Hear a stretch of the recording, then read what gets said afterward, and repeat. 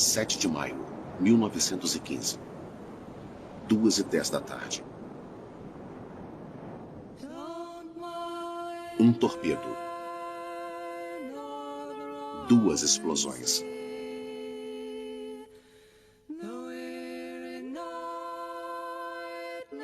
Dezoito minutos.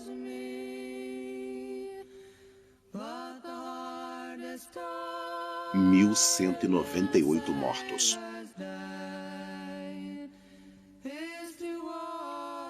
Maridos, esposas, crianças, famílias.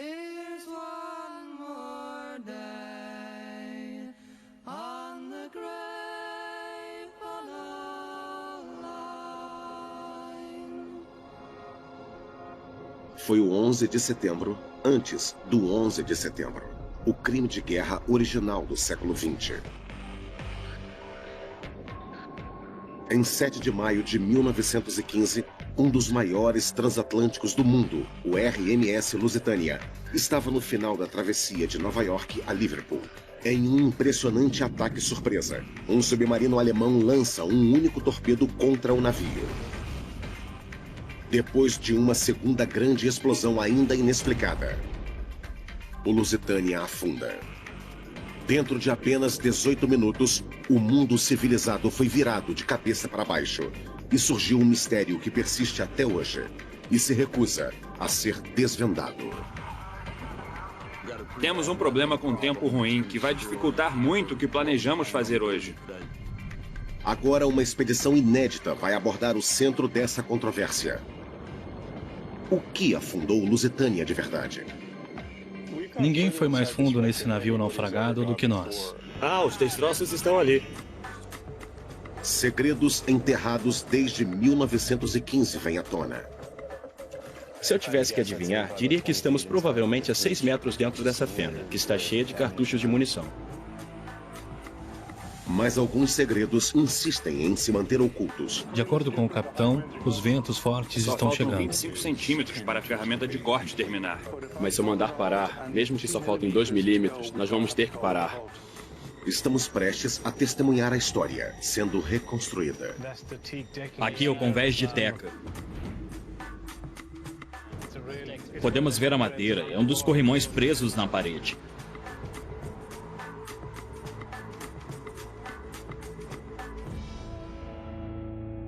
Os segredos do Lusitânia.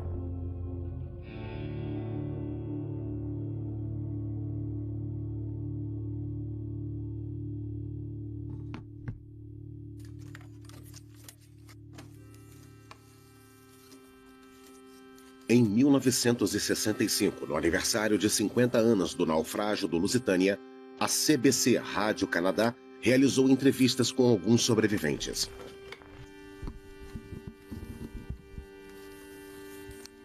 As gravações originais sem cortes ainda estão nos arquivos da emissora. O que vamos ouvir a seguir são trechos desses depoimentos. Você pensa que quando está para morrer, sua mente se vira para Deus. Mas não é nisso que você pensa. A única coisa era sair, sair, sair. Nós fomos levados para baixo e as pessoas que queriam ser salvas seguravam o bote para tentar entrar também. É claro que eu acenei para o meu marido enquanto ele descia com o barco. Quando o bote estava sendo baixado, você ainda podia vê-lo. Ah, sim, é. E você assinou para ele, não é? Na cabine do lado da minha tinha uma moça com um menininho, mas ele tinha uns 18 meses. E ela não tinha chegado até ele. Eu estava com meu bebê no colo e tentei pegar a criança. Mas eu não consegui e tive que deixá-lo. Deve ter sido horrível para ele, sabe? As pessoas estavam pulando no mar. As pessoas estavam sendo jogadas no mar. Os barcos estavam sendo destroçados. Era um caos completo. E então eu vi que o navio começava a submergir. Quando o navio afundou, eu não estava longe o suficiente. E o bebê foi sugado dos meus braços. Mas, felizmente, eu olhei para ela e eu sabia que ela estava morta. Durante uns 10, 12 anos, eu acordava no meio da noite com um pesadelo horrível, sentindo que eu estava sendo sugado para baixo e percebia que estava de pé na minha cama. Nós estávamos na água. Meu bebê deu um grito terrível e nós dois afundamos. Eu subi e o bebê havia sumido. Eu vou dizer uma coisa, você não pense em Deus.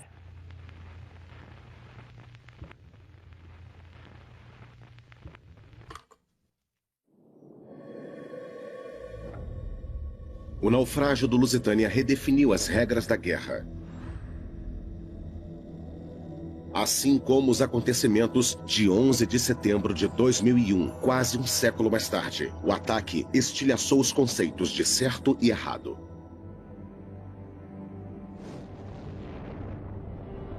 Quando aquele torpedo saiu do lançador, a palavra civil perdeu o significado, acendendo um debate sobre causalidade e moral que continua até hoje. Estranhamente, ainda há falta de compreensão. Durante décadas após o naufrágio do Lusitânia, ninguém estabeleceu uma teoria sobre o que teria acontecido. Houve duas explosões. A primeira, causada pelo torpedo, debilitou a embarcação. A segunda foi descrita por testemunhas como quase imediata e catastrófica.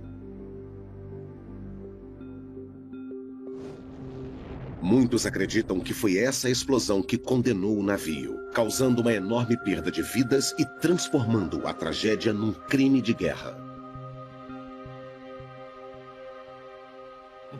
A teoria mais aceita sobre a segunda explosão é que o navio transportava um carregamento ilegal de carga altamente explosiva. As regras da guerra naquele tempo diziam que não podia carregar material bélico em navios de passageiros. Ou seja, caso um navio de passageiros carregasse material bélico, era justo afundá-lo. Um navio daquele tamanho afundar em 18 minutos não tem precedentes. Ainda é um mistério. E sem descer lá e chegar à raiz da questão, não vamos descobrir a resposta. Para algumas pessoas, as perguntas se tornaram uma obsessão. E no verão de 2011, essa obsessão se materializou numa expedição.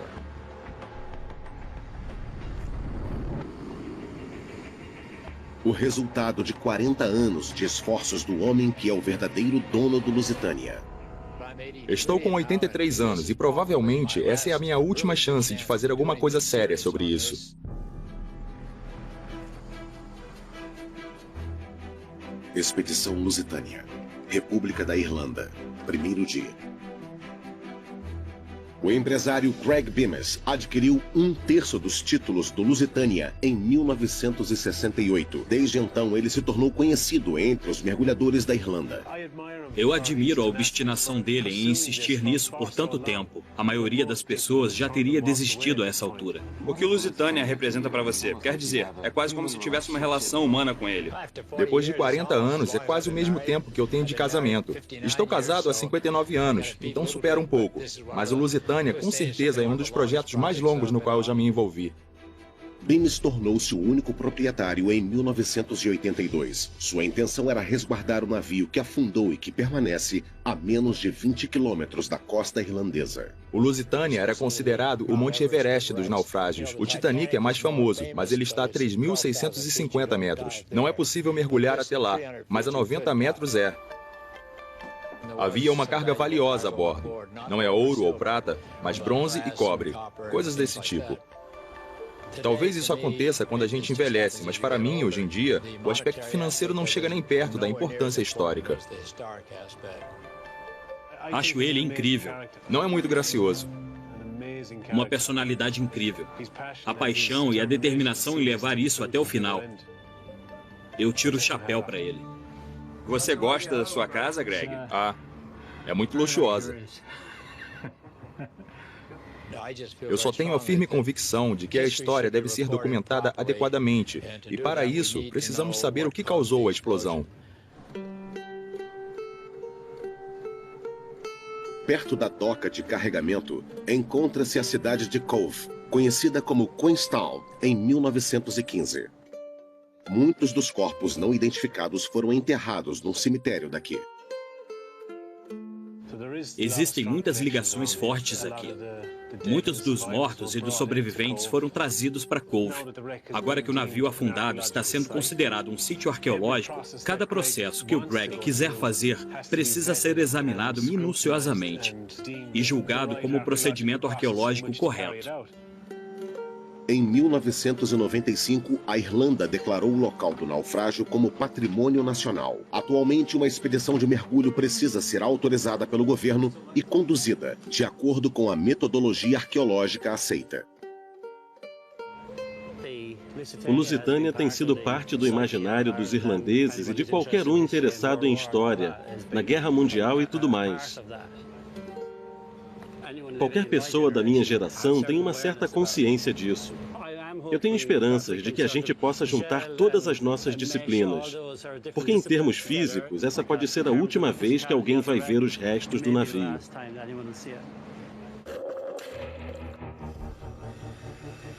Do local de um naufrágio que está a 100 metros de profundidade no mar aberto, para as instalações de alta tecnologia em explosivos, no Laboratório Nacional de Lawrence Livermore, na Califórnia. A expedição espera chegar mais fundo do que nunca nos destroços do navio.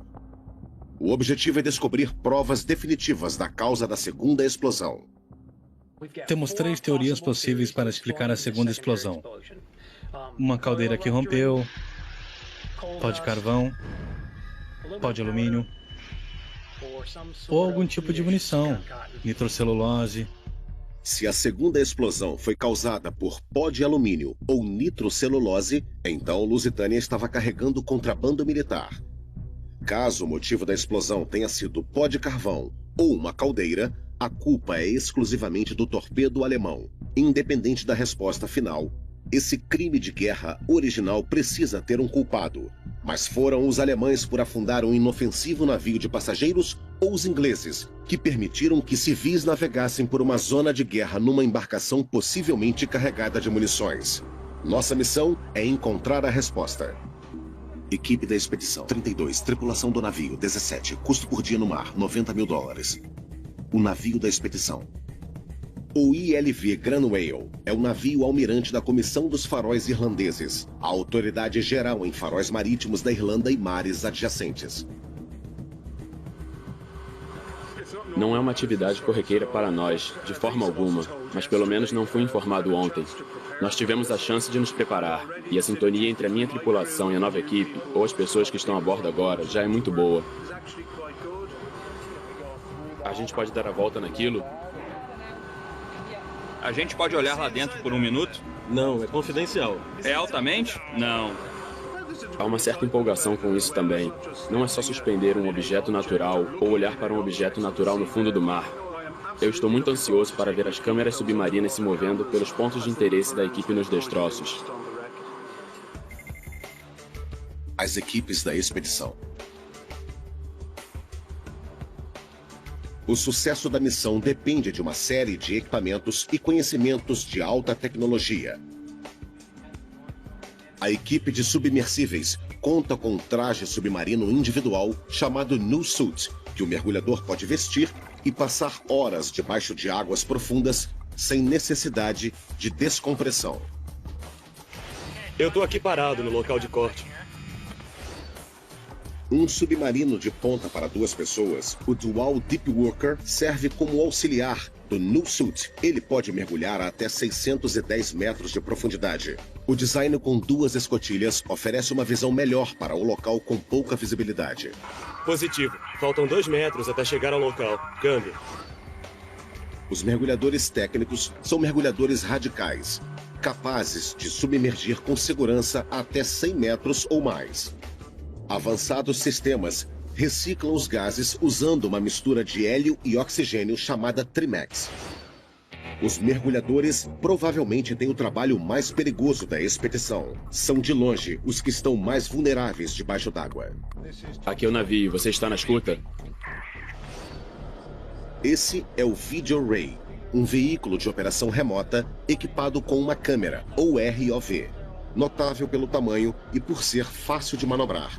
O Vision Ray pode chegar a lugares que são inacessíveis para mergulhadores ou submersíveis tripulados. Isso é uma pilha de lingotes de cobre. Tem várias pilhas.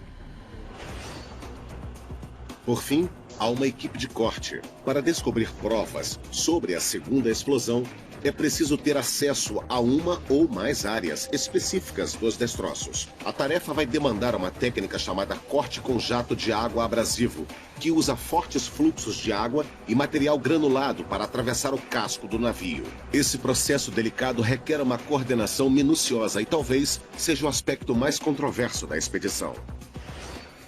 Estamos a uns 3 ou 4 metros de distância. Estamos bem perto. Câmbio. Em nenhum outro mergulho autorizado, alguém tentou cortar e entrar para ver o que poderia ter lá dentro. Como estão as coisas aí, John? Subindo, subindo. Se eu estivesse no seu lugar, estaria com o coração na boca. Isso está para acontecer há muito tempo, então já passa da hora.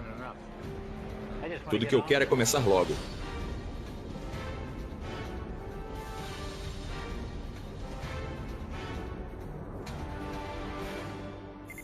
Expedição Lusitânia, 7 dias restantes. Expedição Lusitânia, segundo dia. O Lusitânia está a cerca de 20 quilômetros da costa irlandesa e a uns 58 quilômetros de Cove, a 100 metros de profundidade. Desde os anos 60, houve muitos mergulhos para explorar os destroços, mas nunca foi usada tanta tecnologia para desvendar o mistério.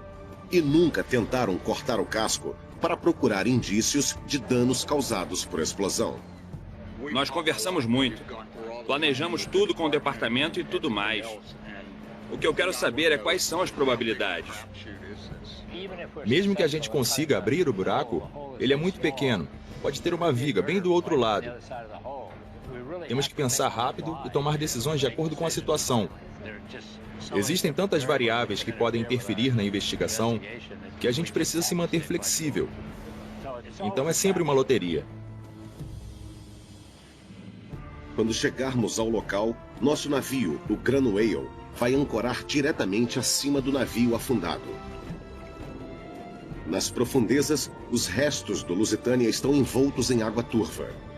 Mas ele está aproximadamente nessa posição, com o lado estibordo que foi atingido pelo torpedo, encostado no fundo do mar. No meio do caminho até o local do naufrágio, a equipe se reúne para repassar o plano da expedição. Esse é um corte transversal da área, e podemos ver a carvoeira reserva bem aqui no meio, que é onde estava o paiol, e onde os explosivos estariam armazenados. O torpedo estava aproximadamente a 3 metros abaixo da superfície,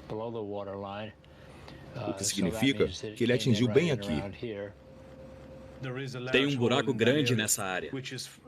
Provavelmente porque o navio está desmoronando com o tempo. Com base em uma imagem captada por uma sonda da Marinha, podemos ver um pedaço escuro, que é a evidência de um buraco grande. Essa é a proa. Isso são os destroços. Isso é a portinhola. Dá para ver que tem uma rachadura mais ou menos na metade do casco. E o nosso ponto principal de interesse é bem aqui. E você pode ver que tem uma fenda grande nessa área. Nós só precisamos determinar o tamanho. E se ela está na posição certa. É, na posição certa. É um corte enorme, então podemos conseguir muita informação ali.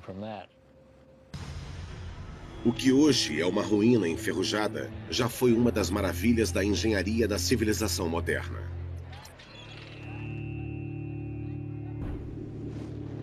Quando foi lançado em 1906, o Lusitânia era o maior objeto móvel feito pelo homem.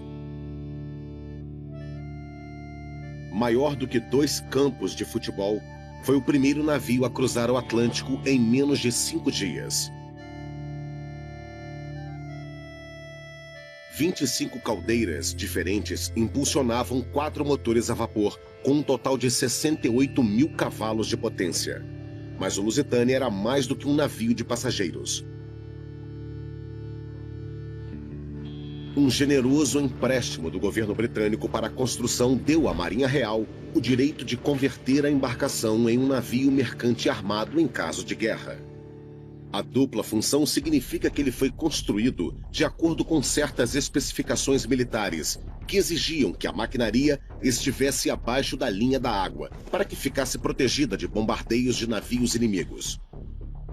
Divisórias longitudinais separavam o casco externo das salas de caldeiras. Elas eram usadas como depósito de carvão. Acreditava-se que elas davam mais segurança contra ataques na superfície, mas não se prestou muita atenção no que poderia acontecer abaixo da linha da água, no caso de um ataque com torpedos.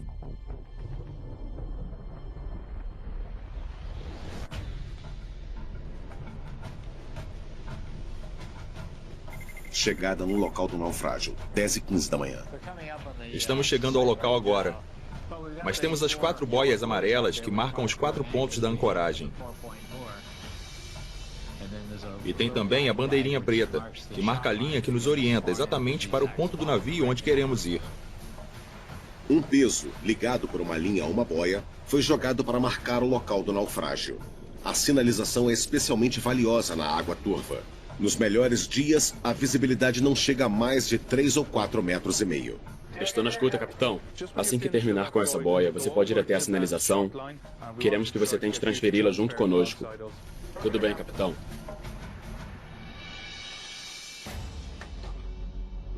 Preparação do Vigil Ray. Ponte de comando, convés. Esse é o Vigil Ray, o veículo remotamente operado. É uma caixa elétrica com câmeras. Temos 2 motores horizontais que nos dão uma velocidade de 4 nós. Qual é a preocupação de hoje? O desconhecido. Nós nunca estivemos aqui. Não sabemos o que tem lá embaixo. É arriscado quando fazemos esse trabalho. Toda vez que o soltamos, esperamos que ele volte. Dá um beijo de despedida. Tá certo, sim. Pode lançar agora. Tudo bem, o ROV está na água. Para a maioria da equipe, esse levantamento inicial do Vigil Ray será o primeiro vislumbre do naufrágio.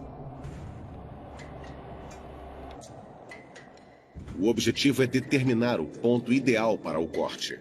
O buraco de entrada precisa ser feito no lado oposto ao rombo da explosão, a bombordo. A busca é dificultada pela baixa visibilidade. Estação de monitoramento.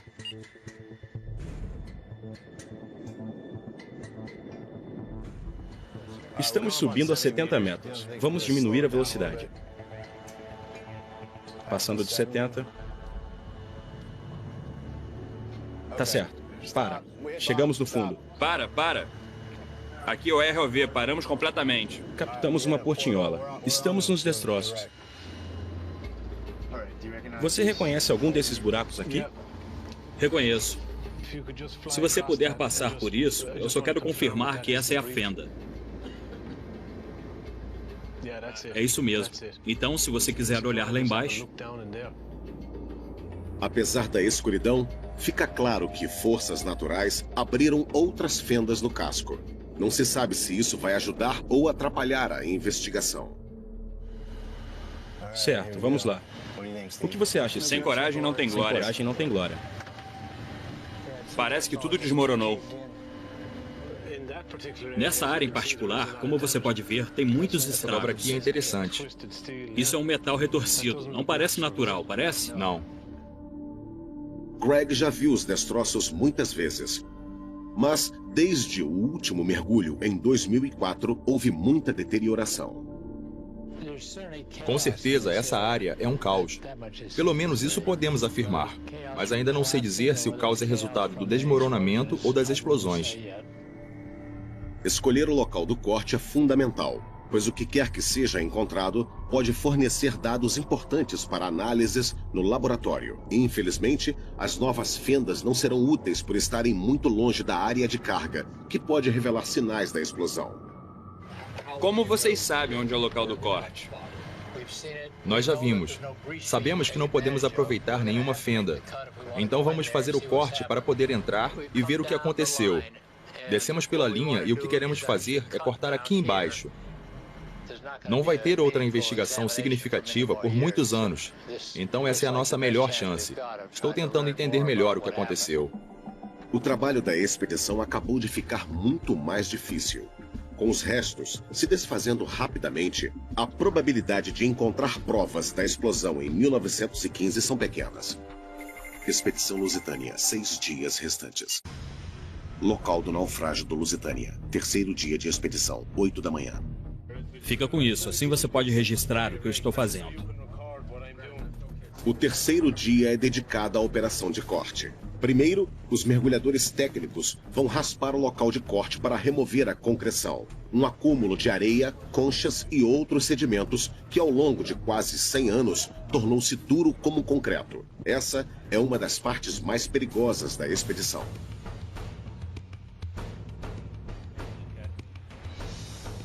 Um leve suspiro. É hora do vamos ver. Meu nome é Owen McGarry. Eu sou mergulhador e vou até navios afundados na costa da Irlanda há 24 anos. As unidades estão calibradas, as baterias estão boas.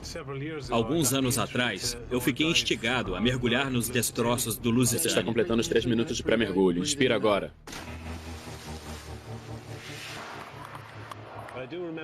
Mas eu lembro da sensação de ver os restos pela primeira vez. Foi quase como viajar no tempo para um cemitério.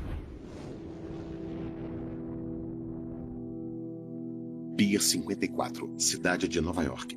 No dia 1º de maio de 1915, dia em que o Lusitânia partiu para sua última viagem, um aviso fatídico foi publicado nos jornais de Nova York.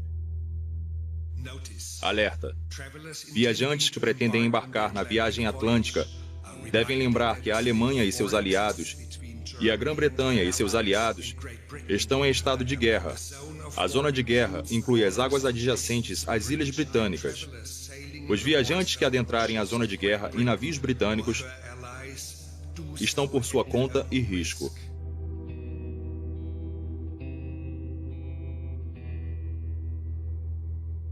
Enquanto alguns passageiros leram o aviso, poucos ou ninguém sabia que o manifesto do navio listava 4 milhões de cartuchos de fuzis .303 destinados ao exército britânico.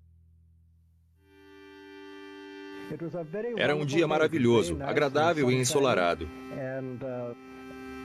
Me disseram que muitas pessoas haviam cancelado suas passagens no último minuto. Eu não os culpo nem um pouco. O navio partiu de Nova York no começo da tarde. As 2 últimas fotografias foram tiradas de outra embarcação algumas horas depois. O Lusitânia seguiu para o leste, em direção à costa da Irlanda e ao submarino alemão. Você vai pular agora. Às 8h30 da manhã, os mergulhadores técnicos Owen McGarry e Philip Murphy começam a descida. O destino final é um local no meio do casco, fora da carvoeira reserva da frente, que também servia de paiol. Após o corte, a equipe espera que o interior dessa área revele os danos da segunda explosão. A grande profundidade limita o tempo no fundo a 30 minutos. A descompressão obrigatória de 2 horas e meia durante a subida aumenta o risco de hipotermia. Eles vão descer e raspar uma área que precisa ser limpa para que possamos colocar os ímãs e começar a cortar. Eles vão ter que tirar medidas, então vão trabalhar bastante lá embaixo.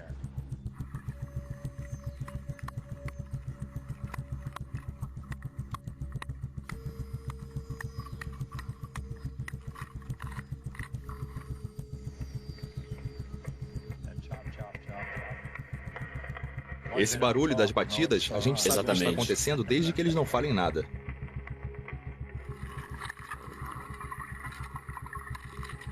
A concreção é mais espessa do que eles esperavam e os esforços de Owen começam a ficar penosos. O plano de mergulho está começando a desandar.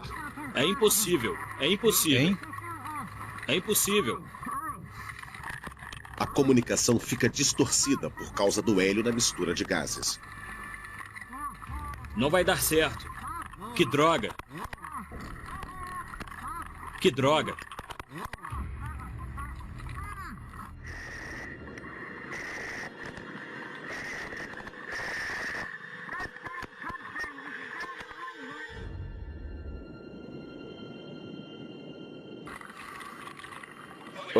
Owen, você está na escuta?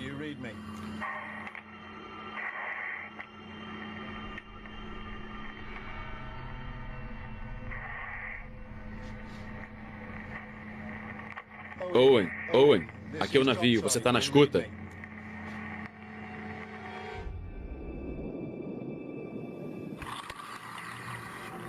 Navio, aqui é o mergulhador 1.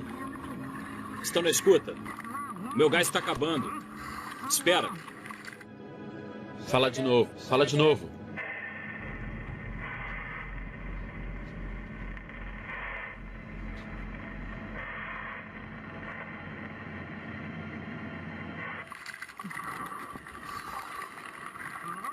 Vamos subir.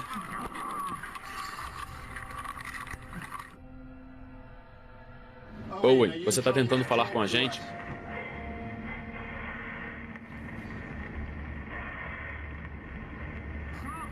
Meu gás está acabando. Phil, você pode confirmar se o Owen está com você? Positivo. Eu não consigo ver, mas ele está em cima de mim com certeza. Entendido.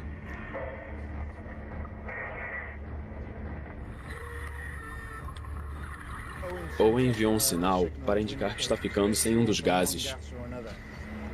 Nossa equipe vai mandar gás para ele. Os mergulhadores estão se equipando para ver se conseguem descer e ver qual é o problema. Acionamos os mergulhadores reservas e o gás de emergência, só para ter certeza de que ele tenha gás suficiente e companhia.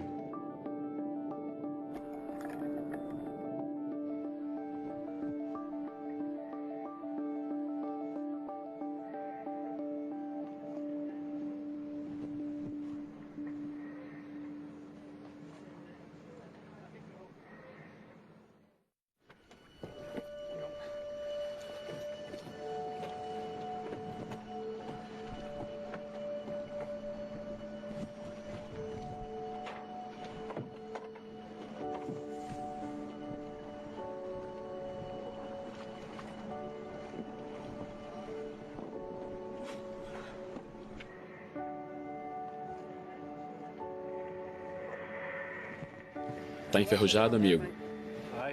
O meu circuito estava com uma brecha, por onde a água estava entrando. Como eu não percebi e continuei trabalhando, eu não conseguia respirar o suficiente. Então, eu decidi interromper o mergulho e subir de volta. Nunca é um tédio. É mesmo. Se você começa a se preocupar, a surtar, a entrar em pânico, é melhor esquecer. Se você não consegue manter o controle, não pode mergulhar naquela profundidade. Então, basicamente, é melhor parar. Eu decidi jogar a toalha. Era a atitude mais segura naquele momento. Mas você fez o trabalho, é isso que importa. Conseguimos fazer quase tudo. Esse é o cara. Apesar das dificuldades, a concreção removida foi o suficiente para que a operação de corte prosseguisse. Mas, dentro de 1 hora, o tempo muda para pior inesperadamente. Parece que vocês estão tendo problemas aí. Eu não consigo atravessar o Boreste. O peso está preso na boia a bombordo. Você pode afrouxar isso também. A gente pode deixar tudo com folga. O tempo ruim vai forçar o cronograma de mergulho a ficar suspenso por 2 dias. E o Gran Whale vai deixar o local em busca de águas mais calmas. Expedição Lusitânia, 4 dias restantes. O submarino alemão U-Boot, que afundou o Lusitânia, era chamado de U-20 e foi posto em serviço em 1913. A embarcação era impulsionada por motores a diesel e equipada com 4 tubos de torpedo, 2 na proa e 2 na popa. Em 30 de abril de 1915, à véspera da partida do Lusitânia, o U-20 deixou a base de Emden para uma patrulha de guerra que começou no norte, passando pela Escócia, até chegar no Canal de São Jorge. Sua missão era simples: estabelecer uma zona de guerra ao redor das Ilhas Britânicas, atacando navios que chegavam e saíam de Liverpool. O U-20 carregava pelo menos 7 torpedos, inclusive os mais recentes modelos G6. Cada um tinha cerca de 6 metros de comprimento, 53 centímetros de diâmetro e uma ogiva, contendo 160 quilos de explosivo similar ao TNT. Essas armas mortíferas atingiam uma velocidade de 70 km por hora. 2 propulsores instalados na parte traseira giravam em sentidos opostos, mantendo o torpedo em uma trajetória reta e estável. O homem que tomava as decisões de ataque a bordo do U-20 era o capitão Walter Schweiger, que foi responsável por afundar 45 mil toneladas da armada aliada em 3 patrulhas anteriores. De acordo com todos os relatos, Schweiger era cuidadoso e preciso, popular entre oficiais e tripulantes.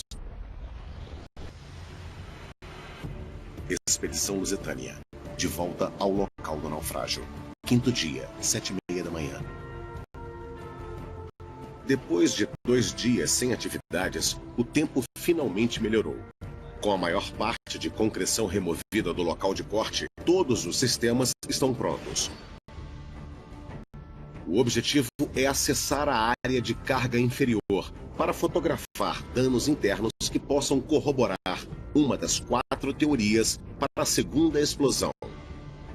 Contrabando de munição, nitrocelulose ou pó de alumínio, uma explosão espontânea causada por pó de carvão ou o rompimento de uma caldeira. Mas primeiro a equipe precisa chegar no lado de dentro, uma empreitada delicada que requer uma coordenação precisa. Essa é a ferramenta de corte que será usada. Vamos descê-la com um cabo umbilical e o rapaz do Nutsuit vai instalar no local correto. Quando tirarmos a placa, vamos ter que apertar a abraçadeira, caso a placa se desprenda do ímã. Pode acontecer quando tirarmos a placa. Acho que hoje vai ser emocionante. Eu espero muito que a gente consiga chegar no lado do navio, onde planejamos fazer o primeiro e talvez o segundo corte. Essa peça laranja bombeia para a peça misturadora a água sob alta pressão, que depois sai pelo bico a cerca de 800 km por hora e a gente pode fazer um corte completo de 360 graus. A missão parece simples. Cortar um buraco, descer a câmera Video Ray e olhar dentro do navio. No melhor dos casos, o processo vai revelar indícios da explosão que possam fornecer dados para os testes planejados no Laboratório de Explosivos da Califórnia. Quando a gente descer isso até o lado do navio, vamos acoplar os ímãs. Se a superfície estiver limpa, cada ímã vai segurar cerca de 300 quilos. Se tudo correr como deve, vai ser como cortar manteiga. O Nutsuit, pilotado por Jonathan Feder, será lançado primeiro, seguido pelo submarino Dual Deep Worker e depois pela máquina de corte. Cadê o Jonathan? Ele foi no banheiro pela última vez? É, exatamente. Ele está rezando a última Ave Maria. A gente tem que botar você na água antes de entrarmos na água. Tá certo. Já passamos 10 minutos do estofo da maré. Já? O importante é colocar o equipamento na posição. Quando estivermos presos ao deck para o primeiro corte, nossa taxa de sucesso vai subir bastante. Geralmente é assim. Tá aconchegado, John?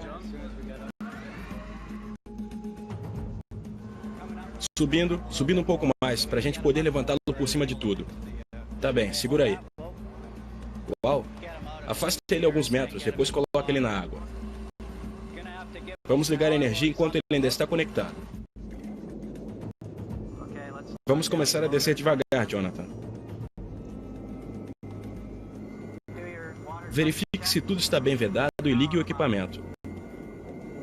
Diferente dos mergulhadores técnicos, o piloto com Nutsuit pode ficar debaixo d'água por horas, mas como fica conectado ao navio, ele tem um pouco menos de mobilidade. Tudo bem, Jonathan. Eu vou ligar para o transdutor.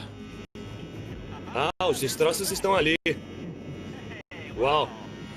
Ele tá no navio afundado? Ele tá no navio afundado. Eu tô aqui parado no local de corte. Prepare o submarino. O próximo a descer é o submarino para 2 pessoas, pilotado por Jeff Ritton. Greg vai no banco do carona. Pode contar que se você ficar preso, eu vou atrás de você. Bom, obrigado. Eu vou ficar esperando você. Não vou. Não quero te ver, não quero ficar preso. Estamos prontos para sair. Acabamos de lançar o submarino. Ele está indo em direção à linha de fundo. Ele vai encontrar o Nutsuit no fundo. Enquanto o submarino é lançado, Greg tem plena consciência de que essa pode ser a sua última chance de ver o Lusitânia de perto. Aumente a energia, Jeff. Vamos dar umas voltas por algum tempo. Nenhum dos dois está ficando mais jovem. Eu ficaria muito surpreso se eu visitasse esse local mais uma vez. Esse navio está simplesmente se desfazendo cada vez mais rápido. Porque quando as coisas cedem, continuam cedendo mais e mais. E tudo desmorona. ROV, ponte de comando, esperando um relatório. Navio do Deep Worker, prossiga. Confirma que você está pronto para lançar a máquina de corte. Positivo, o Dual Deep Worker está pronto. Câmbio. Tá bom, câmbio.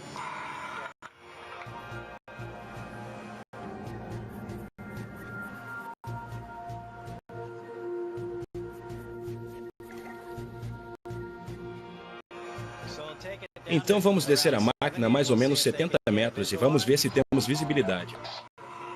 O Jeff está conseguindo ver a máquina de corte. O submarino está com visibilidade.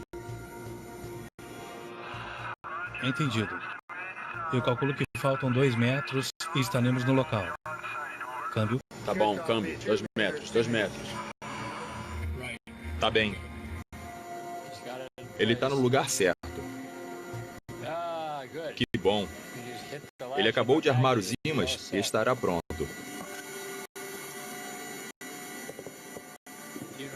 Você sabe acionar o ímã? Muito bom. Ele conseguiu instalar os ímãs. Os 4 ímãs são necessários para acoplar a ferramenta ao casco e levantar a cabeça de corte. Mas os resíduos de concreção dificultam o trabalho. Navio do Deep Worker, prossiga. O segundo ímã foi instalado. Muito bom, câmbio. Muito bom, câmbio. John? Oi. Se você conseguir pegar a frente. Acho que agora não vai dar, porque eu estou segurando a ferramenta para não esguichar nos destroços. Caramba. Ele está tendo um pouco de problemas com a corrente, que subiu bastante. Você consegue segurar alguma coisa com isso aí? Não. Não tem onde segurar, né? Não. Tudo bem, fique a postos, O John. suit está sem visibilidade nesse momento. Certo, câmbio. Ele não sabe se o segundo ímã se fixou. Pode ter soltado do deck. É um trabalho complicado. Tem a corrente, a visibilidade está uma porcaria. Então vamos fazer o melhor possível lá embaixo.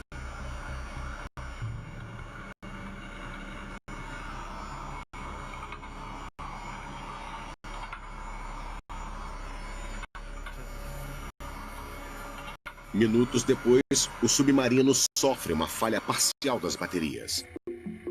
Estamos tendo um probleminha de energia. Não é nada grave. Nada para se preocupar. A visibilidade não está grande coisa. Para tudo, John. Para tudo. A gente tem que trazê-los de volta. Eles não têm escolha a não ser trazer o submarino de volta. As baterias restantes podem falhar. É tudo o que você pode fazer, Doug. Segura firme, cara.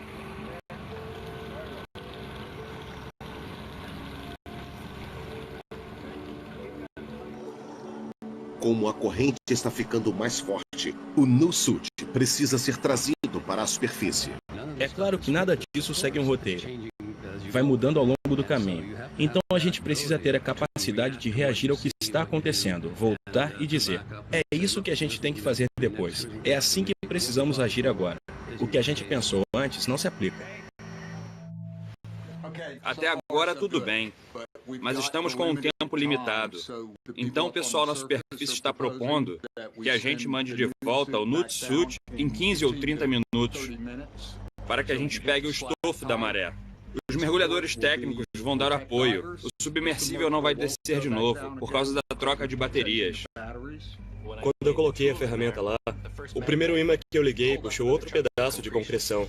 Então agora ela não está apoiada nos 4 ímãs, de forma alguma. A máquina está solta e bamba. A gente vai ter que levantar e limpar um pouco melhor, e conseguir uma área mais plana, para tentar recolocar a ferramenta. Acho que a gente tem que se concentrar em ir direto ao assunto, o mais rápido possível, porque o nosso tempo já está se esgotando. Temos 2 horas de maré boa, começando às 5. E precisamos terminar de fazer o corte. Vou preparar sua carruagem.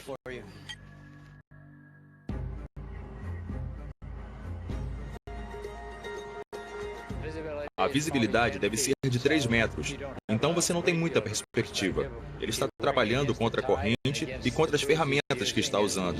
Não é fácil. Você quer limpar aí primeiro? Tudo bem, só me deixa chegar aqui embaixo. Só enquanto a gente está no mesmo nível. Entendido.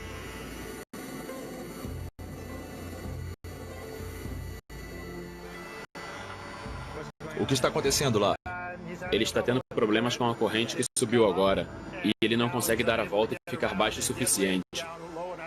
Ele está basicamente lutando contra isso agora. Acho que a corrente nos pegou. Acho que estamos lutando contra a corrente na corda. Não vai dar. Acho que a gente não pode continuar. Tem alguma flange que você possa agarrar com as pernas para conseguir se segurar? Não. Bom, a gente tem que trazê-lo de volta. Tudo bem, eu preciso de um braço para subir pela linha. Vamos balançá-lo um pouco e depois trazê-lo para cima. Boa decisão, Doug.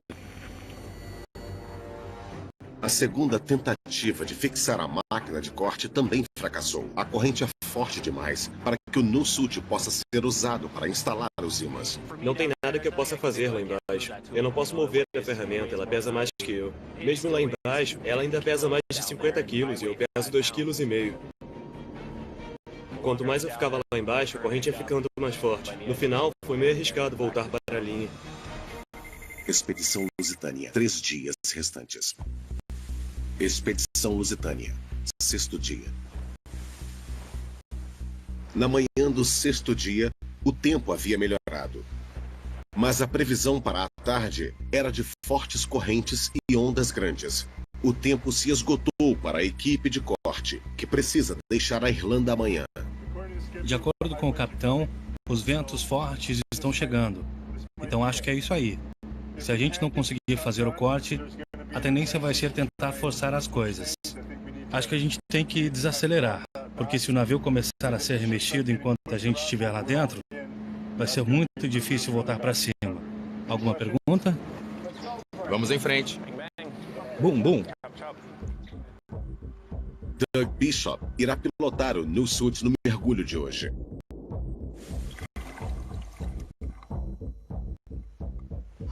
Muito bom, entendido. O sinal está bom. Prossiga para o fundo. Entendido, navio. A profundidade é 40 metros. Câmbio. A ferramenta já está na água. Eles vão começar a prender o vídeo ray a ela agora. Câmbio.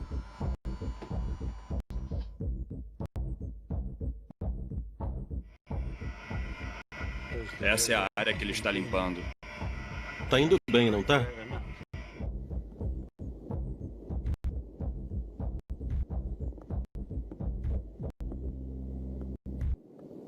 O ROV está a 55 metros.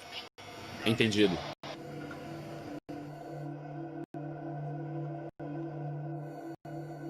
Estamos a uns 3, 4 metros. Estamos bem perto. Câmbio. Deepworker, nós vamos balançar a cabeça de corte. Entendido. Aguardando o movimento. Avisa quando os ímãs estiverem instalados para que ela se fixe quando chegar no deck. Entendido. Lá vamos nós. Muito bom.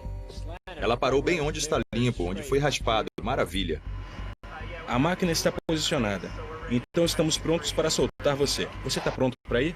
Positivo, eu estou pronto para ir.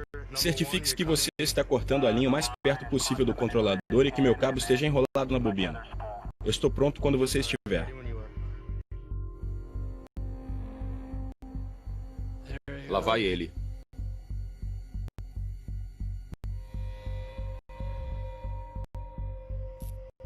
Antes que a operação fosse iniciada, o tempo começa a mudar.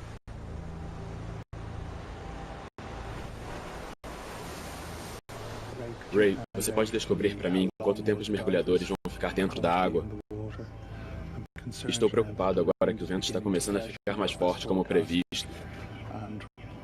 E a boia da frente à esquerda está começando a tensionar. Então eu preciso saber quanto tempo ele vai ficar lá embaixo, porque eu vou ter que tomar uma decisão muito em breve. Tudo bem. Quanto tempo você acha que a gente tem? Eu gostaria que ele subisse em meia hora, 45 minutos. Tá certo. Vou ver o que posso fazer. Jonathan, você pode me dar um tempo estimado de chegada? O capitão disse que o vento está começando a ficar mais forte. Estou ciente disso. Eu também estou sentindo o vento aumentar. A gente está preparando a ferramenta, então eu espero que a gente comece em 5 minutos. Vamos ter sucesso ou fracassar dentro de 20 minutos. 20 minutos. Tudo bem. Tá certo, estamos prontos para acender o fogo. Você está pronto para esquentar, Doug? Tô, positivo. Você pode acionar a bomba. Vai até 500. Tudo pronto. Tá certo, todos estão prontos. Eles estão ligando a máquina aqui, certo?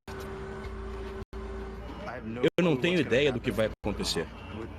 O jato é muito violento quando é ligado? Vai agitar o fundo do mar um pouco.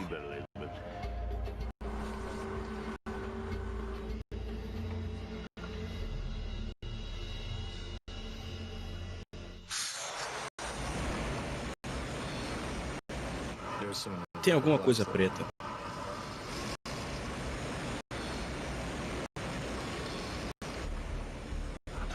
Eu só queria saber se vocês já estão vendo o corte.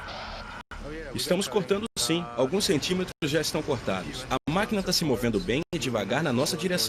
Ela está fazendo bem o seu trabalho.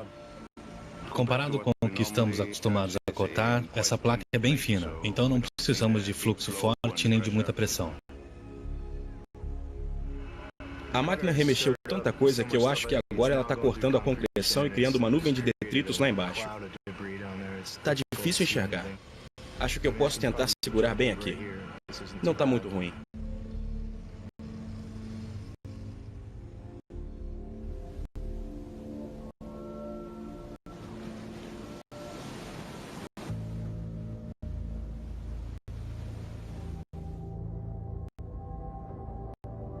Então, Dermot, quanto tempo a gente tem? Eu realmente gostaria que os mergulhadores começassem a encerrar agora. O vento aumentou. Agora eu estou usando o propulsor para aliviar a pressão daquela corda. Só falta 25 centímetros para a ferramenta de corte terminar. É? É.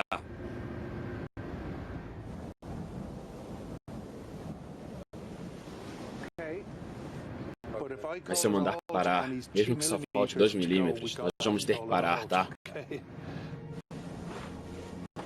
Você viu como o tempo está virando? Eu tô ficando nervoso.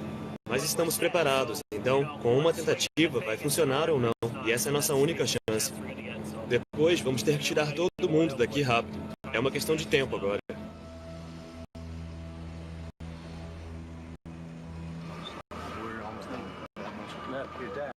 Isso aqui. Isso aqui, capitão.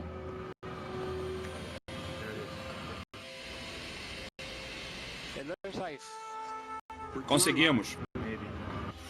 Foi um bom trabalho.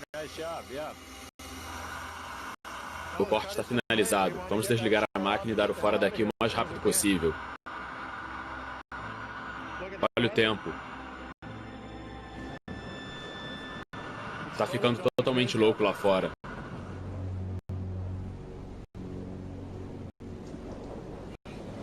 Pode descer.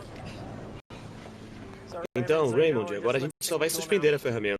Entendido. Preciso que você me avise antes. Antes que a gente puxe. É. Pode suspender. Tudo bem, é isso aí.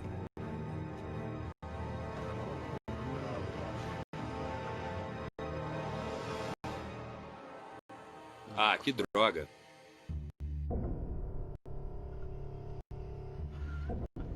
Essa é a resposta.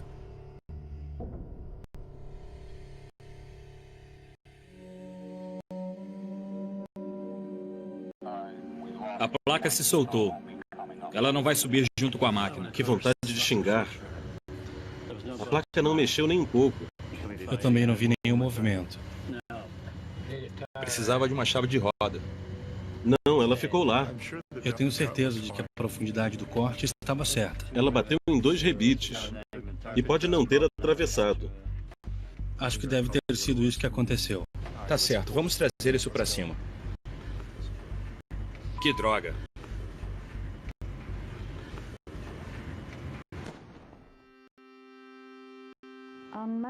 Na segunda-feira não houve nada especial, só os jogos que são normais a bordo.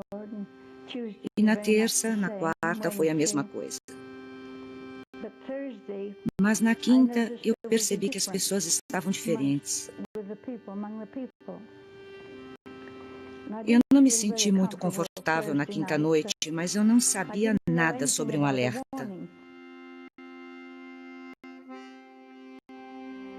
Na noite de quinta-feira, dia 6 de maio, o capitão do Lusitania, William Turner, recebeu avisos gerais sobre atividades de um U-boat perto da costa da Irlanda. A atmosfera a bordo do navio ficou tensa. Alguns passageiros até passaram a noite nas áreas comuns ou no convés por estarem muito nervosos para ficar em suas cabines. Eu notei que as pessoas estavam passando aquela última noite nos salões. Acho que muitos não queriam ficar presos em suas cabines. Eu não me sentia assim de forma alguma. Eu achava que se eu fosse me afogar, não fazia muita diferença se eu estivesse na minha cabine ou no salão. Na manhã da segunda-feira, o Lusitania se aproximou da zona de guerra e do U-20 que o aguardava.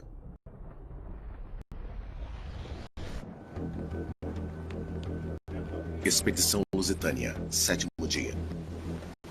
Restam 2 dias. O tempo ainda é um problema e as opções de investigação estão se esgotando. O VideoRay precisa encontrar uma fenda no casco que esteja perto do local de corte para acessar a área de carga. Se a fenda escolhida estiver errada, ou se houver um erro no caminho, está tudo acabado. Como você está se sentindo de botar isso na água hoje? Muito bem. Eu só tenho que me preocupar com a corrente e em conseguir alcançar o alvo. Ele tem menos de 50% de chance de ficar preso. Na pior das hipóteses, o Lusitania vai ter feito mais uma vítima.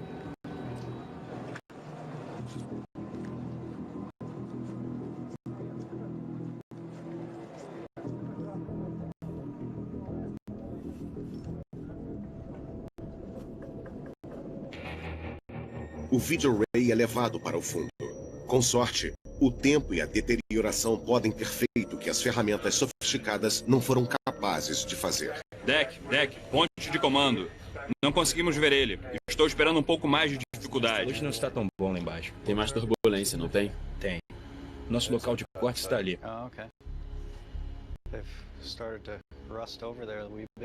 É mesmo. Não.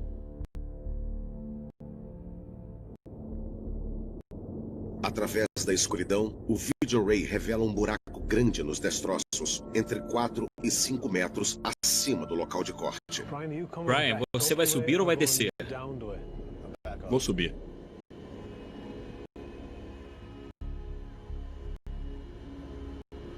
Tá certo. Agora você está no lado de dentro. A investigação finalmente tem resultados. Um grande resultado. Para a surpresa de todos, o VideoRay não só foi capaz de entrar nos restos do navio, como conseguiu se mover por 2 níveis do convés que desmoronou, até chegar ao interior da área de carga. Tem cartuchos de munição aqui na frente, tá vendo? Sim. São cartuchos de fuzil .303. É, isso aí. Qual era o total do carregamento? 4 milhões de cartuchos. 4 milhões? Tem mais cápsulas de munição. Isso. Ali tem umas caixas de madeira. Parece que as caixas se deterioraram ficando empilhadas lá. Você está na área de carga. Olha só, elas estão lá. É tudo cápsula. Elas estavam empilhadas? Elas estavam armazenadas em caixas? Estavam armazenadas em caixas, mas não tinha um lugar específico para elas. Eles carregavam as coisas mais pesadas. E aí? Se tivesse uma lacuna entre um caixote grande e a amurada, eles enfiavam uma caixa de munição para estabilizar a cabine. Eles a usavam como apoio. Isso mesmo.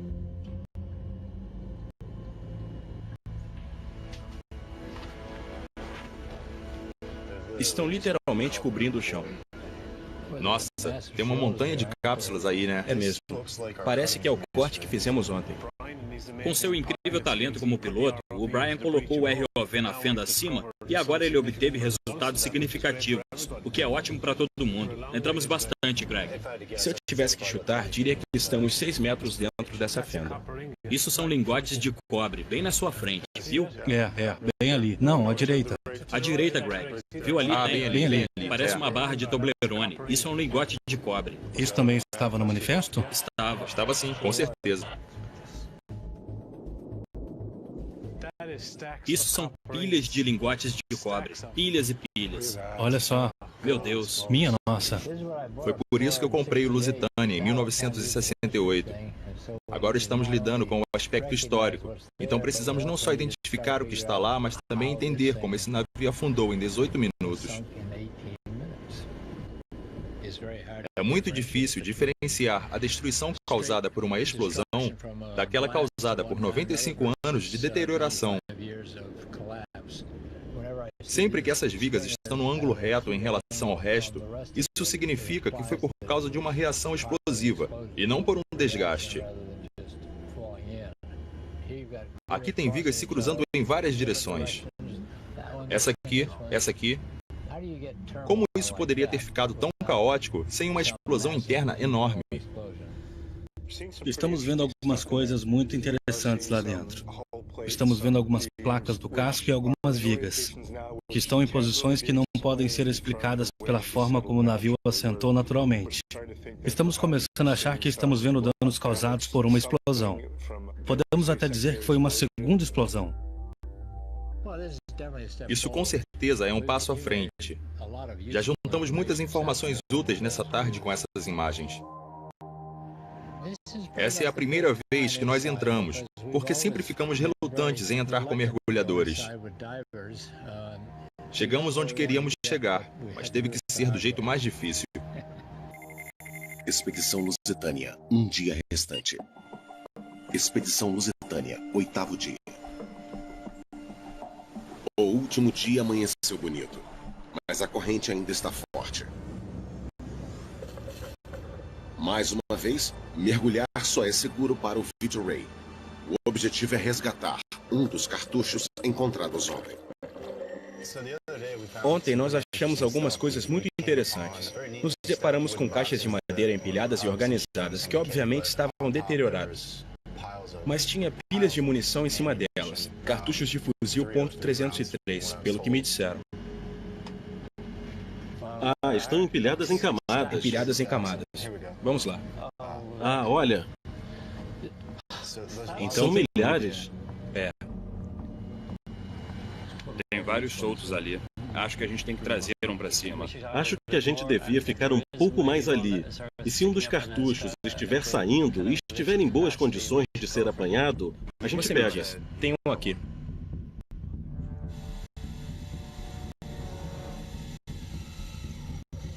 Tá certo, vamos em frente.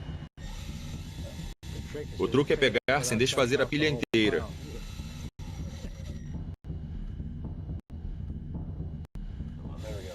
É isso aí, esse é bom. Tudo bem, vou em frente. Aperta bem, Isso, aperta. vai em frente. Tá certo. Muito bom, Brian. Segurou bem.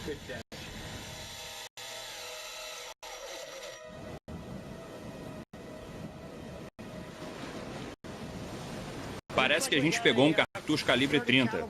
Está coberto por uma crosta. Tá bem, parece que tá indo bem.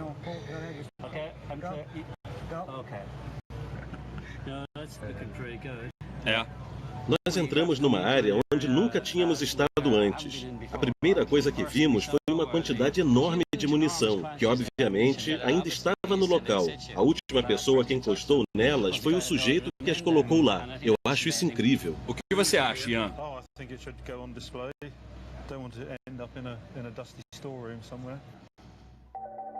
Embora a equipe tenha obtido provas concretas da munição e penetrado mais fundo nos destroços do que nunca, não há indícios conclusivos do que causou a segunda explosão.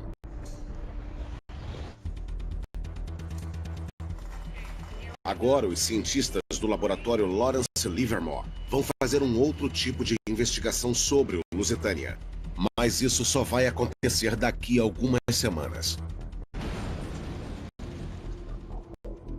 Você pode falar para ele nos avisar quando estiver pronto? A expedição de campo ainda tem mais uma missão. O Video Array foi lançado uma última vez. O alvo agora é o detrito em volta dos destroços do navio. Uma área repleta de lembranças muito tristes dos últimos minutos do Lusitânia. Na manhã de 7 de maio, o último dia do Lusitânia, o capitão William Tanner se deparou com um espesso nevoeiro que obscurecia sua rota. Se não tivesse clareado em algumas horas, a história poderia ter tido outro rumo. Mas o nevoeiro se dissipou e deixou o Lusitânia exposto. Foi então que Tanner tomou uma decisão crucial. O regulamento da Marinha Real Britânica em tempo de guerra exigia que todos os navios, militares ou não, seguissem uma trajetória em zigue-zague na zona de guerra. Mas para calcular precisamente sua posição, Tanner seguiu em linha reta paralela à costa. Isso o colocou diretamente na frente do U-20.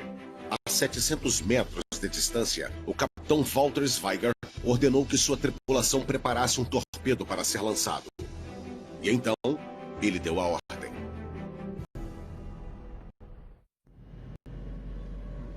Ponte de comando, prossiga.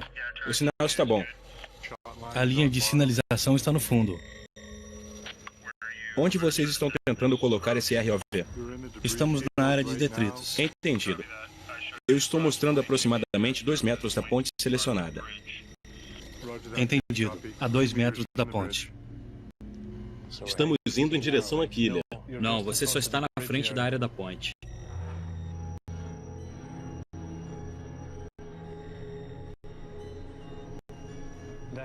Aqui é o convés de Teca. Podemos ver a madeira.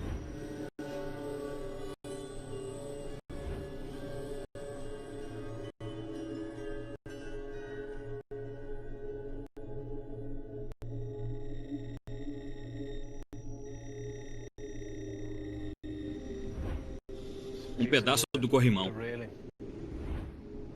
É um dos corrimões presos na parede.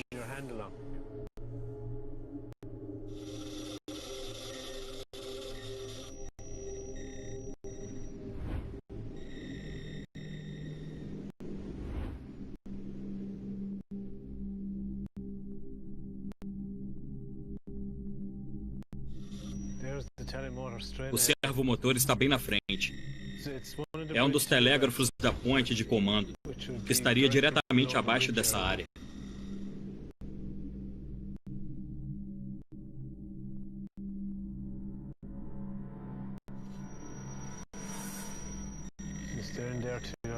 Essa é a base dele. É a base. Dá pra ver o suporte dele.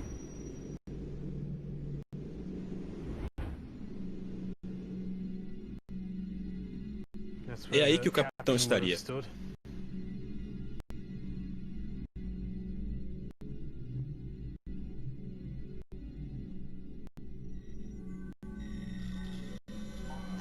Tem uma portinhola ali. É. E ainda tá com vidro, hein? É.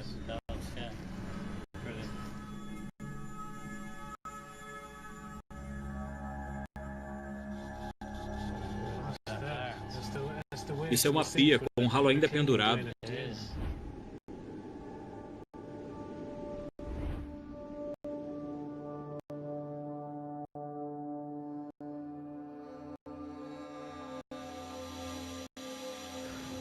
Isso é um dos grandes tanques de água.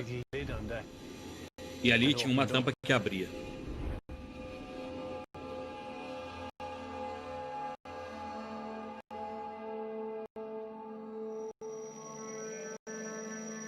E isso é algum tipo de passagem de ar.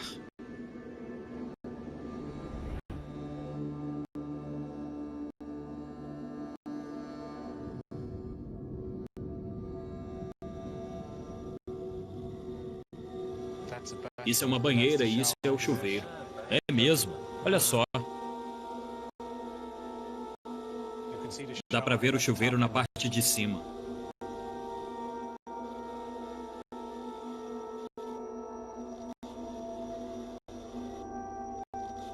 É incrível como essa armação ficou inteira, sem se retorcer. Ainda está em cima da superestrutura.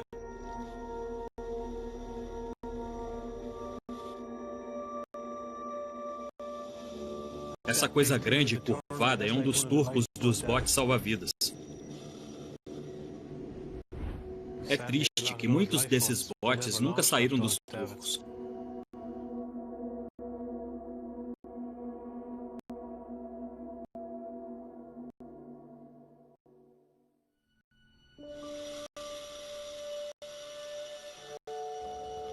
Ninguém foi mais fundo nesse navio naufragado do que nós. E o que vimos entre os detritos são objetos que revelam um aspecto humano.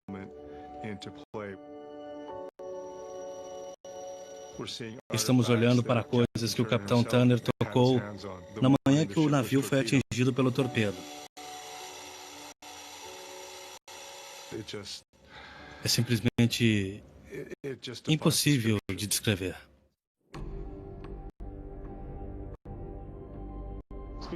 Para ser bem sincero, estou triste. Eu não quero voltar. Parece que o trabalho está incompleto. Ainda tem muito a fazer. A gente não conseguiu fazer o que pretendia, mas descobrimos muitas coisas. Realizamos muitas coisas. Mas talvez não seja o suficiente.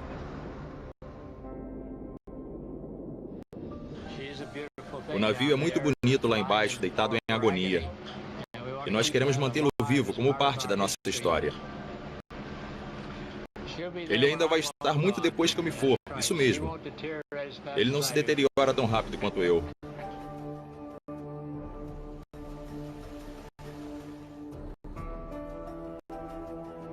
Para Greg Bemis, isso está longe de ser o fim. Sua busca vai levá-lo para 8.000 quilômetros do local do naufrágio, para um dos mais importantes laboratórios de explosivos dos Estados Unidos. Próxima parada, Laboratório Nacional de Lawrence Livermore.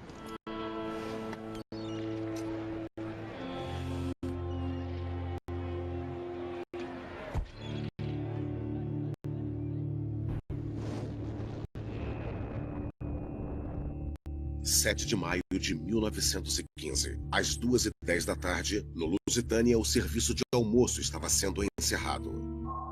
A 700 metros de distância, a bordo do U-20, um torpedo saiu do lançador e levou 35 segundos para atingir o alvo.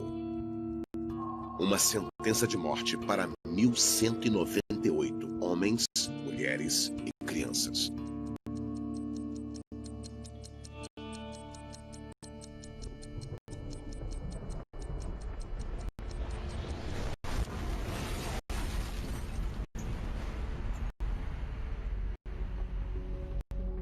Agora que a expedição de campo terminou, a investigação do Lusitânia deslocou-se para o Laboratório Nacional de Lawrence Livermore, no norte da Califórnia. A instalação de pesquisas, financiada pelo Departamento de Energia dos Estados Unidos, foi criada em 1952 para fomentar a inovação e a competição no desenvolvimento de armas nucleares.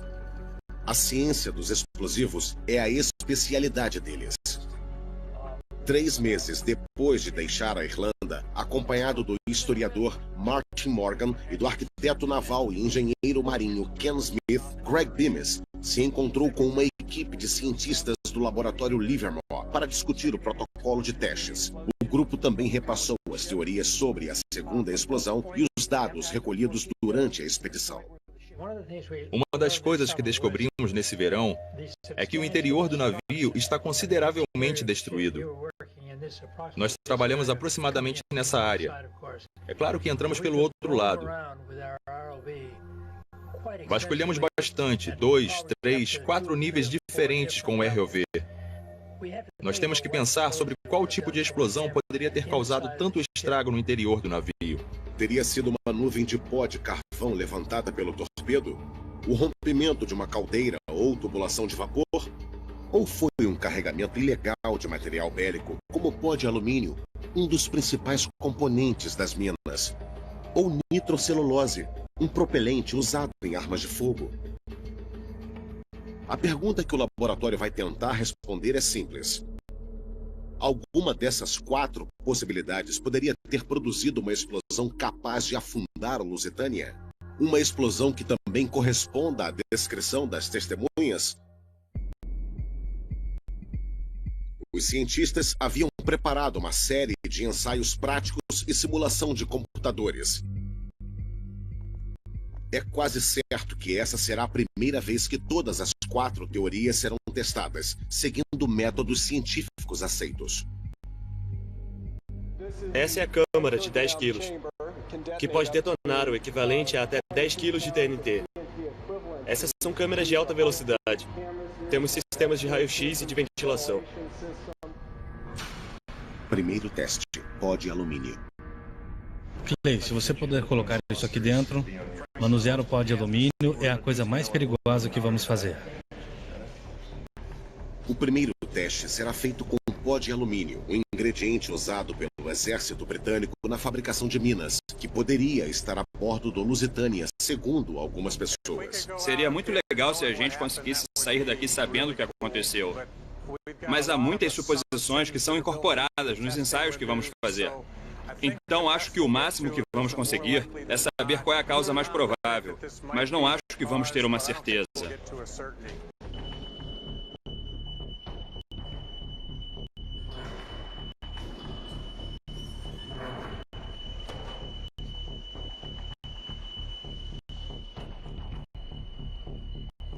Vamos lá. 3, 2, 1. Essa é uma explosão de alumínio. Uau! Velocidade do filme, 2.000 frames por segundo. Olha como estourou. É. Bum! Explodiu tudo.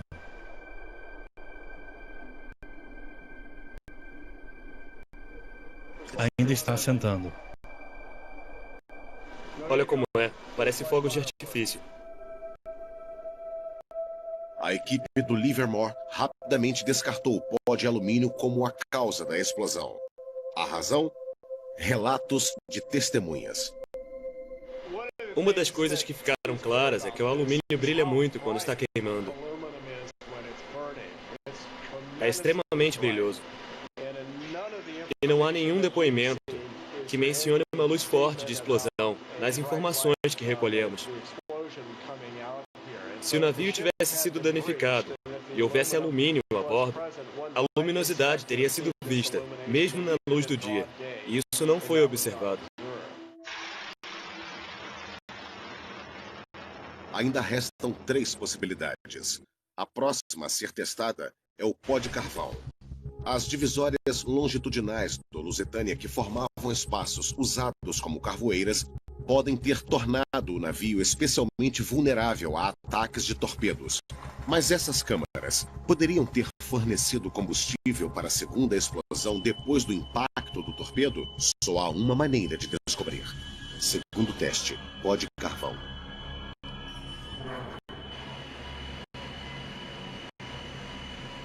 Tá certo, lá vai. 3, 2, 1.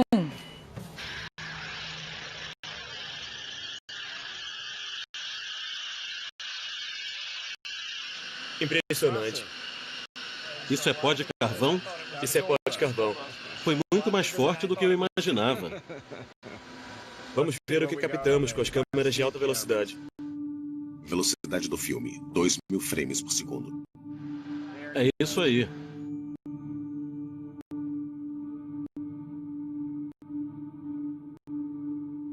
Então, essa explosão foi muito mais intensa do que eu esperava. É muito intensa mesmo.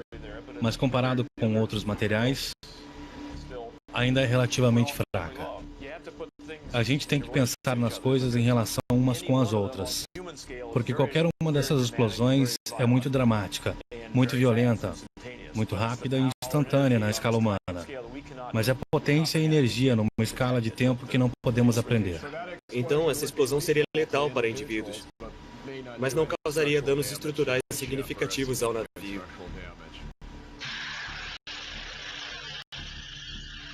Embora a explosão do pó de carvão apresente uma visão dramática que corresponde melhor aos relatos de testemunhas, sua potência não teria sido suficiente para afundar o Lusitânia. Quando olhamos de perto, a força de reação, as explosões de pó de carvão não têm tanta potência. Há uma quantidade enorme de energia, faz muito barulho. Mas acho que demonstramos que é muito pouco provável que isso tenha destruído o casco do Lusitânia. Duas possibilidades ainda precisam ser testadas.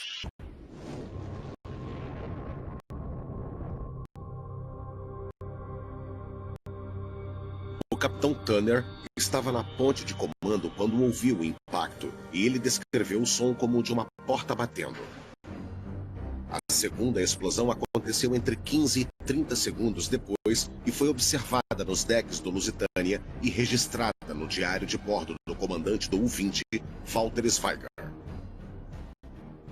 O torpedo atingiu o Boreste e foi seguido de uma forte detonação extraordinária, que criou uma enorme nuvem de fumaça, caldeira, carvão ou pólvora.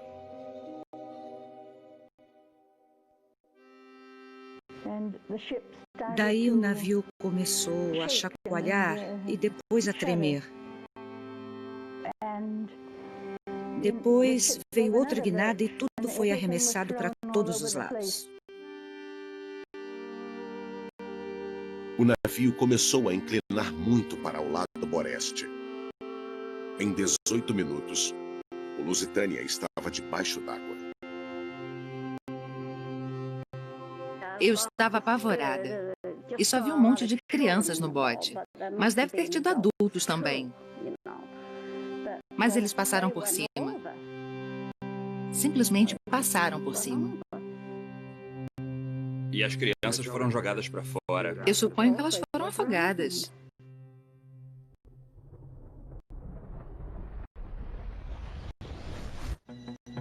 Laboratório Nacional de Lawrence Livermore. O pó de alumínio e o pó de carvão já foram descartados como causas da segunda explosão. O próximo teste será com nitrocelulose, o componente das munições supostamente escondidas nos compartimentos do Lusitânia. Apesar das imagens da expedição de mergulho terem sido inconclusivas, Craig acredita que essa é a teoria mais provável. Terceiro teste: nitrocelulose. Nós enrolamos a nitrocelulose num tubo de plástico transparente. Tem uma densidade equivalente à das caixas onde a substância estaria armazenada, a bordo do navio.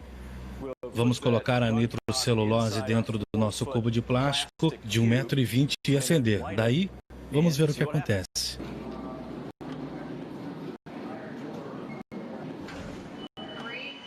Três, dois, um.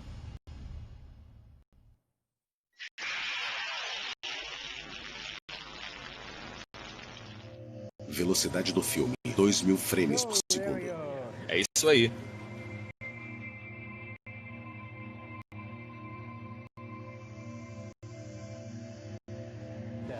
A mesa tá voando? Tá. Essa explosão foi mais violenta. Eu acho que a nitrocelulose é a causa mais provável. Esse era o personagem suspeito desde que chegamos aqui.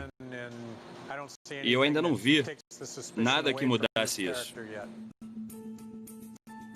Embora a potência da explosão seja suficiente para ter quebrado o equivalente a um vidro à prova de bala, vou guardar isso como souvenir. Os cientistas não acreditam que essa tenha sido a causa da segunda explosão. O problema é o tempo. Houve um intervalo de 15 a 30 segundos entre o impacto do torpedo e a segunda explosão.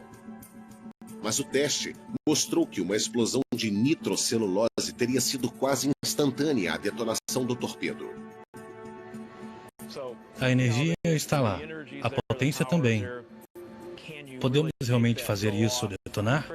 É muita especulação. Parece bastante improvável. Então, esse é o problema da nitrocelulose. Apesar de discordar da conclusão, Greg Beams aproveitou alguma coisa do teste. Depois de passar tantos anos defendendo a teoria de que a nitrocelulose fez o Lusitânia afundar, é bom ver de perto uma explosão dessa substância e ter uma sensação palpável de como deve ter sido. Os ensaios práticos prepararam o terreno para uma investigação da quarta e última possibilidade: o rompimento de uma caldeira.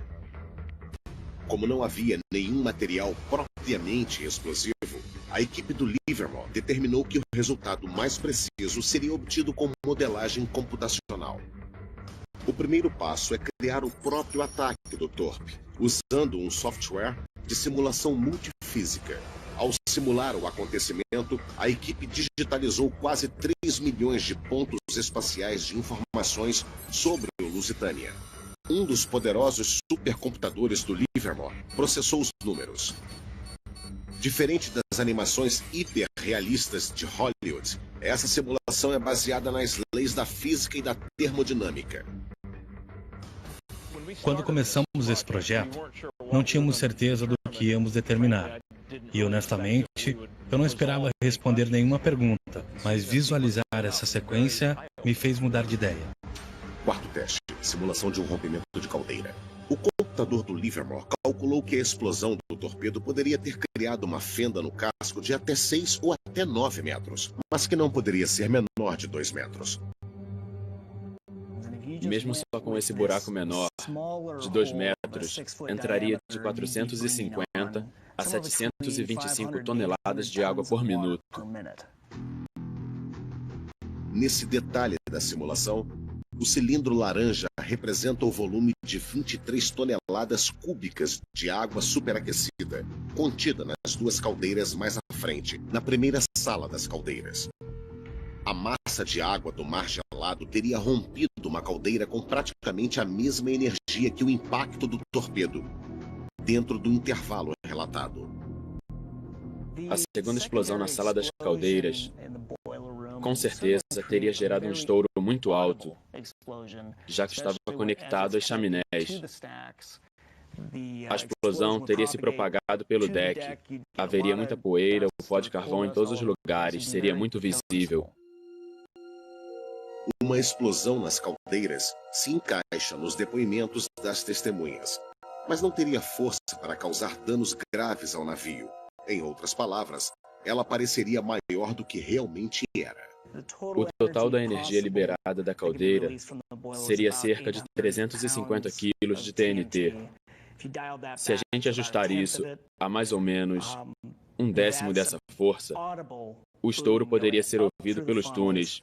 Muita poeira seria levantada, o navio seria sacudido, mas não haveria muitos danos. Então, se você fosse o capitão do U-Boot e estivesse olhando de longe, a explosão iria parecer muito grande. Se você fosse azarado o suficiente para estar no deck do Lusitânia, você teria ouvido um estrondo muito alto. Mas ela teria feito estragos significativos ao casco do navio? Os cálculos indicam que provavelmente não. Entre as 4 possibilidades, a equipe do Livermore acredita que apenas o rompimento de uma caldeira poderia corresponder tanto aos relatos das testemunhas quanto ao intervalo entre o impacto do torpedo e a segunda explosão. Então, o que pode ter afundado o navio em apenas 18 minutos? O Lusitânia estava navegando a 18 nós. E o capitão Turner o mantinha em trajetória reta. A resposta pode ter estado evidente o tempo todo. Uma ogiva carregada com 160 quilos de TNT, habilmente lançado da posição certa, no momento certo, e mirando exatamente o ponto certo. Com o disparo perfeito, o torpedo estava indo a 38 nós na direção do Lusitânia. E o atingiu, como mostrado aqui, a 3 metros da superfície.